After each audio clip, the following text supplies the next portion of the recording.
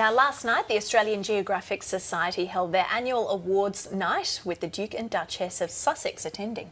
Well, the Numbat Task Force won Conservationist of the Year and Steve Plain won Adventurer of the Year. And to tell us about their achievements, we're talking with Robert McLean from the Numbat Task Force and Adventurer Steve Plain. Welcome and congratulations to you both. Thank you very much. Pleasure to be here. So, Rob, it's not just yourself. There's, what, 4 of you in this group? There's 3 of us in there now, but we started out with 4.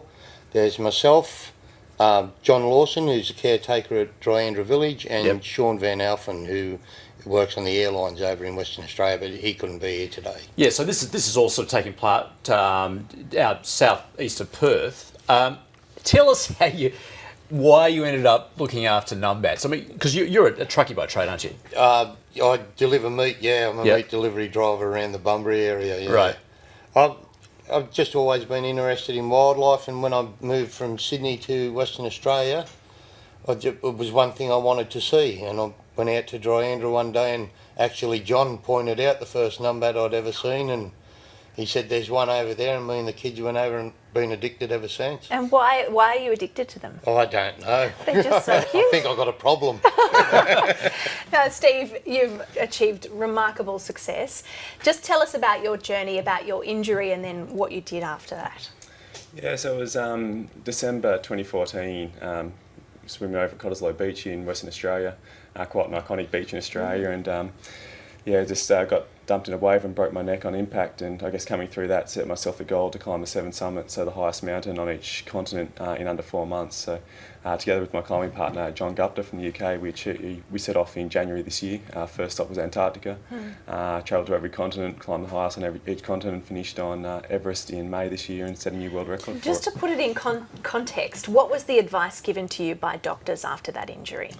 At that stage, because I'd had unstable fractures of C2, C3 at the top of my neck and the C7 at the bottom, dissected spinal cord and a host of other problems. So at that stage, it was, doctors sort of looked at it and said, well, 99% of people with that degree of injury would be in a wheelchair for life, if not worse. So it was definitely some pretty low times. So was this task part of your rehabilitation process? You thought, okay, what can I do to get out there and start not just walking but climbing? It was, yeah, and I guess.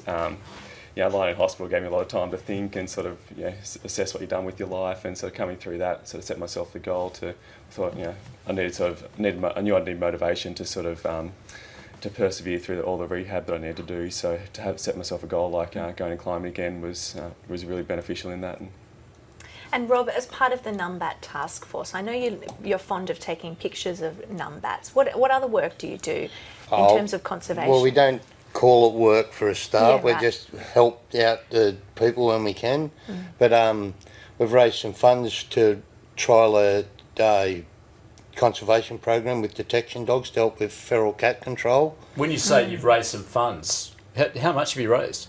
About 350,000. That's not bad. It wasn't a bad. We've got to thank Fame for that. We wrote to every organisation in Australia, and only one person emailed us back and said, tell us more. Yep. And they said, if you get somebody else to match this amount of money, we'll give you this, match that amount. And the Threatened Species Commissioner matched the amount, so we got it. And then Tim Faulkner threw in a few bucks and just all come together, So what does this award mean to you then? Oh, it's pretty humbling, and there's a lot of people doing some good stuff in conservation and that, and we're very honoured, very, very honoured to get this, and hopefully it raises it. Well, it's good for Numbats, isn't it? We're sitting here talking about them now, aren't we? Yeah, so it's really good, And Steve, for you, the award, great recognition. What's next? Yeah, I guess coming back home, that's probably been the hardest part, is settling back into normal life again. Mundane life. Yeah, just back to the 9 to 5 job. So at the moment it's back to the 9 to 5 job. To receive the Adventure of the Year through the Australian Geographic Society, it's a real honour. Yep. But it's definitely given me motivation, a spark to try and keep doing more. And the Duke and Duchess of Sussex, of course, have been travelling around Australia and other areas as well. They certainly know how to get attention, I guess. What was it like having their presence there last night and meeting them as well? Starting with you, Rob. Oh, the room went wild when they walked in, didn't it? It just exploded. Rockstar Royals. It was good. Yeah. No, it was good. And they're doing really good things with the Invictus Games and return veterans and all that. And they deserve all the attention they're getting, I reckon. Yeah. And Steve, what was it like to meet them? Yeah, it was amazing. You know, I think they do such a fantastic job, and yeah, they definitely know how to draw a crowd. But both Harry and Megan, they sort of bring so much relevance, and the work that Harry's doing with Youth Ambassador and supporting adventure and conservation, it's incredible. So. Is that something that you can kind of relate to with the Invictus Games? That I guess having a setback and then working towards, perhaps to some people, an impossible goal, but reaching it. I think watching the Invictus Games, for me, that's an inspiration. You see what the war veterans have been through and the disabilities that they are now living with. So to see what they can go on and achieve in their own lives, and with sport and everything else, so that's to me that's true inspiration. And Rob, for you, what's next? Are you continuing to raise money?